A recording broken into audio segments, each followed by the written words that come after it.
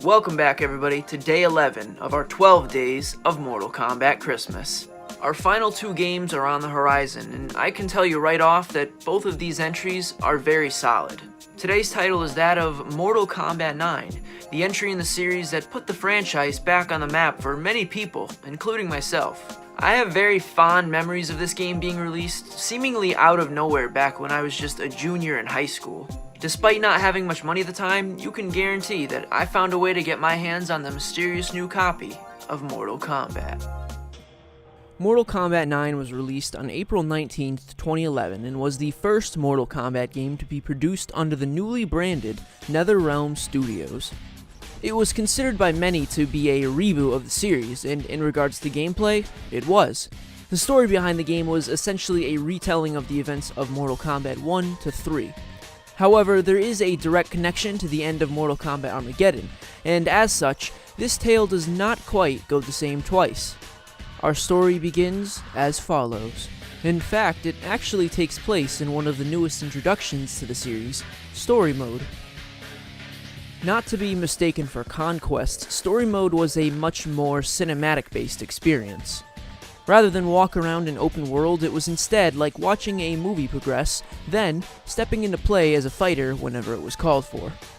I found this to be an extremely enjoyable experience because it not only helped to directly tell the story of Mortal Kombat to me, but it allowed me to bond with more of the characters in the game because a majority of them were better fleshed out with full-on personalities. Our events pick up at the finale of Armageddon. Strewn everywhere are the butchered bodies of the warriors we have come to know and love. These are the results of the end times. The pyramid which Blaze once stood atop now holds only 2 warriors, the corrupted Raiden and Shao Kahn. Together, the 2 battle, though by now it is already clear that Kahn has the Thunder God bent to his will. In a show of strength, the Outworld Emperor tosses Raiden across the top of the pyramid, his amulet falling and smashing in the incident. As Kahn continues to mock him, he walks over again and proceeds to throw the weakened god for a second time. Understanding that this is truly the end, Raiden scrapes together the pieces of his amulet and begins to focus his power in a last attempt of good. Kahn mistakes this for praying and laughs at his weakness before raising his hammer into the air to finish the job.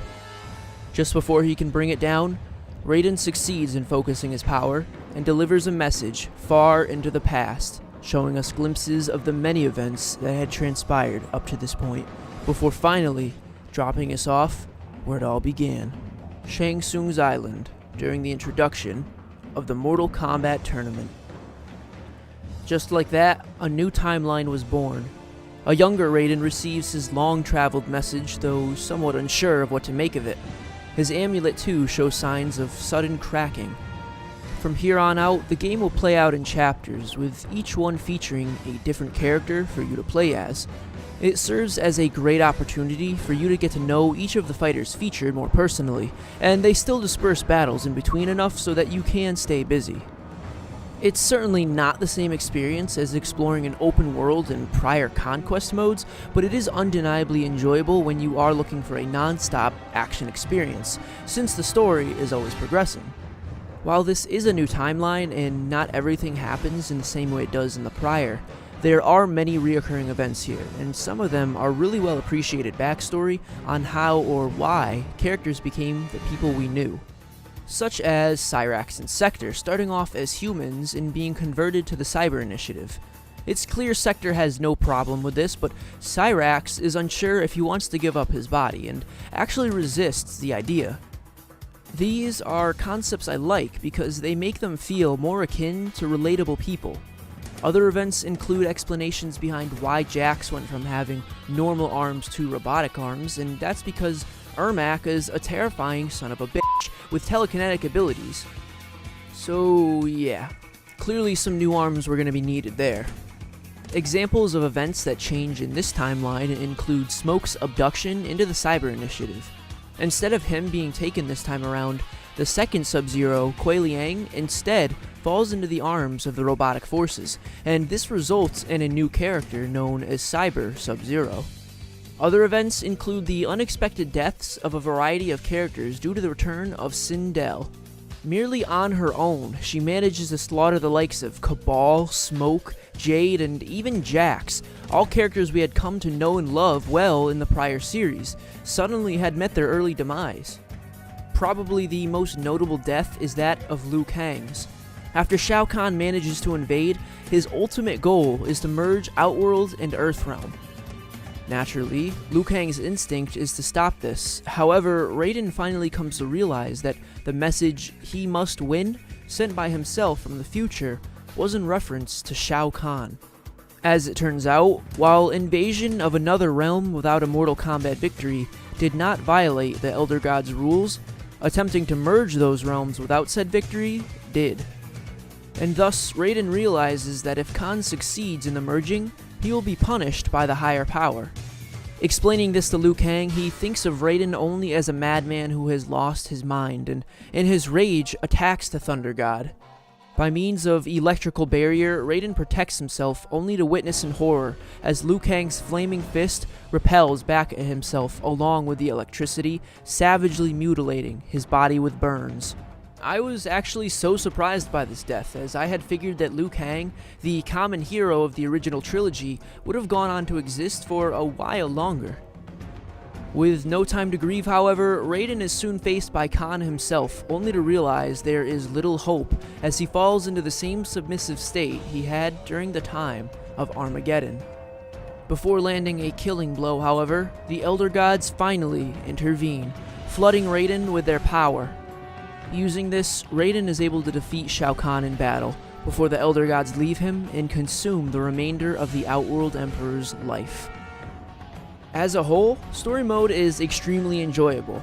This is the type of mode you play in the company of friends or other variety of audience who isn't squeamish, because you essentially always have some sort of action going on, be it an actual fight or a scene in the story. We've spent so much time talking about just this one mode, however, so let's look at what else Mortal Kombat 9 has to offer. First up, the roster. So many classic characters make a return here. In fact, besides Cyber Sub-Zero, I recall every one of these characters from the original trilogy. They certainly don't look as basic as the original trilogy, however, and you'll notice a beautiful amount of detail put into each character, even on just the selection screen. Now, by this era of gaming, DLC was becoming a common practice, and as such, Mortal Kombat 9 was eventually hit with some new characters and costumes. Those characters in particular were Scarlet, Kenshi, Rain, and Freddy Krueger. Rain and Kenshi were classics that were provided with fantastic modern redesigns, while Scarlet and Freddy were on two different levels of crazy. Scarlet herself, for those who don't know, started off as a mere rumor back in the days of Mortal Kombat 2. Some claim to have witnessed a crimson female ninja at times. However, Ed Boon states that this was never something they put into the game. Nowadays though, she is a fully lore-based reality, a ninja created by Shao Kahn from the blood of countless fallen warriors. Freddy Krueger, on the other hand, well, do I really have to introduce him? He's essentially a horror movie icon with supernatural abilities that ruled the big screen during the 80s. How he made his way into the Mortal Kombat universe, I'll never quite know, but I do have to say, he fit right in with his brutal nature. Regarding combat itself, it seems the series has done a 180 and returned to its 2D roots. Each attack button will control an individual limb, allowing you to string together combos. Special moves make a gracious return, of course, and allow us a wide variety of unique abilities, along with the more simplistic options to block and throw your opponent. New to the series this time around is that of the Special Meter. This meter was used for a variety of interactions during combat, such as using a breaker to pull yourself out of a combo. Other features include enhancing special moves to not only give them some extra kick and a change up to their look, but occasionally to throw your opponent into a juggle. Probably the most notable connection with the special bar, however, is that of the X-Ray move. With Mortal Kombat 9's return, they wanted to turn the violence styles up to maximum, and these new X-Ray moves were exactly the way to help do that. With a full special meter, you could activate said ability, and should you connect, you'll unleash a devastating cinematic move that often leaves many people saying, "How did they just get up?" I absolutely love this new feature. It's grim, it's brutal, and it adds a flair of individuality to each character that I adore. One little detail that I like to note with the fighters is how utterly fucked up they will look when they've taken a beating. Chunks of flesh missing, eyes hanging out, jawbones visible, you name it. It's a gruesome but admirable feature. You really do feel the wear and tear of each character as you play. Fatalities make a praiseworthy return, and this time around, they guarantee that you won't soon forget them. I recall showing these off to friends in high school, and every time I would get the same jaw-dropping response. They are so disgustingly realistic that any fan of the series is undeniably going to appreciate the attention to detail put into the anatomy of your victims.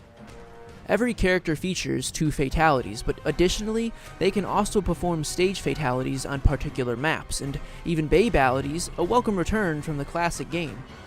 Stage fatalities are about as awesome as ever, and I particularly like the horrifying results of throwing your opponent into the mouth of a tree among the living woods.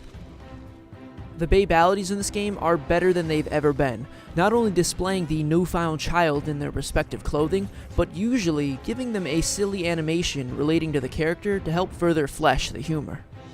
Overall, the finishing system in this game makes a glorifying return from the likes of custom fatalities or heroic brutalities.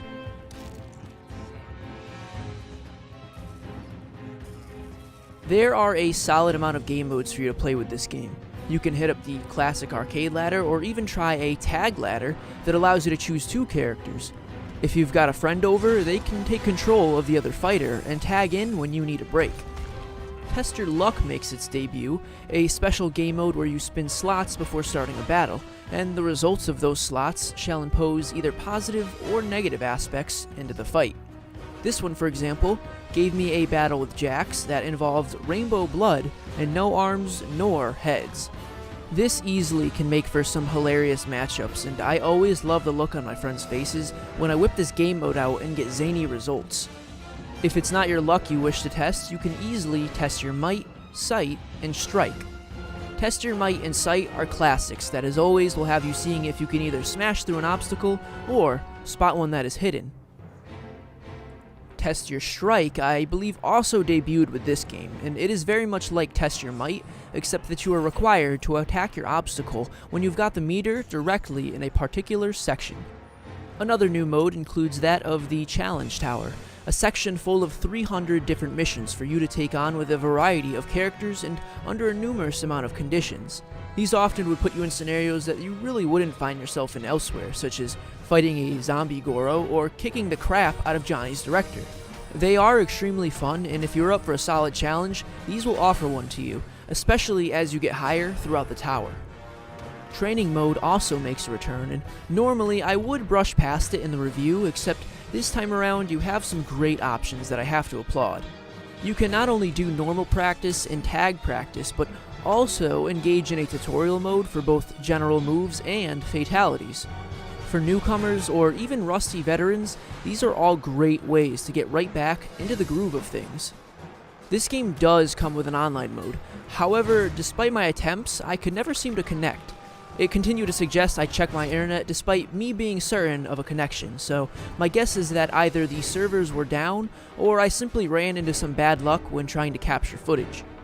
I did, however, used to play this game online back in the day, and if I recall correctly, you essentially had access to normal and tag versus matches, ranked fights, rooms for people to hang out in, private matches, and King of the Hill, a mode where one player tries to hold the crown while others take turns fighting. The Krypt makes a massive return this time around, and it's easily the most disturbing one in the series right now. Instead of opening graves, you'll more often than not be opening bodies, most of them still alive. It's actually rather entertaining in comparison to just watching a grave pop up out of the ground, but beware, this is essentially a well-organized field of torture. You can find plenty of collectibles here, however, including the usual likes of music, artwork, and costumes. Oh, and watch out, for there's an abomination that roams the crypt off-screen, and occasionally it will try to jump scare you. You can also visit the necropolis found at the back of the crypt. This is a small record-keeping area for each of your respective characters. Additionally, you can view their models up close and read biographies here as well. The final thing we'll take note of today is that of the arcade ladder itself. It's a very solid experience, as it usually tends to be. You'll get a solid amount of practice as you make your way up the ladder, and it's a great opportunity to test out some of the fatalities that exist. There's actually 2 sub-bosses this time around, those being Shang Tsung and Kintaro, which I suppose makes sense considering the story is a combination of games. Shang Tsung is pretty straightforward, offering a solid fight in which he naturally may take the form of other combatants. Since he's a playable character, he isn't too crazy. Kintaro does pack a little more of a punch, and sometimes your attacks will glance right off, making him a particularly intimidating force. Definitely look out for that health crippling X-ray. Shao Kahn is the biggest threat here, of course, using his hammer to bash your characters to bits often. Regardless of this, I did manage to eventually overcome him, and as such was rewarded with the classic return of arcade endings. Like I've said before, I really enjoy these little theoretical scenarios. Altogether, Mortal Kombat 9 is a fantastic game. The world is dripping in dark atmosphere from the story to the stages and all of the characters in between. The retelling of the original trilogy is also a delight to see in the new age graphical style. I loved getting to know characters like Johnny Cage, Scorpion, and Smoke as you traveled along through your journey. And there's so much side content here that you could keep busy for a long time. Even the Krypt alone proves to be quite a spectacle worth seeing this time around.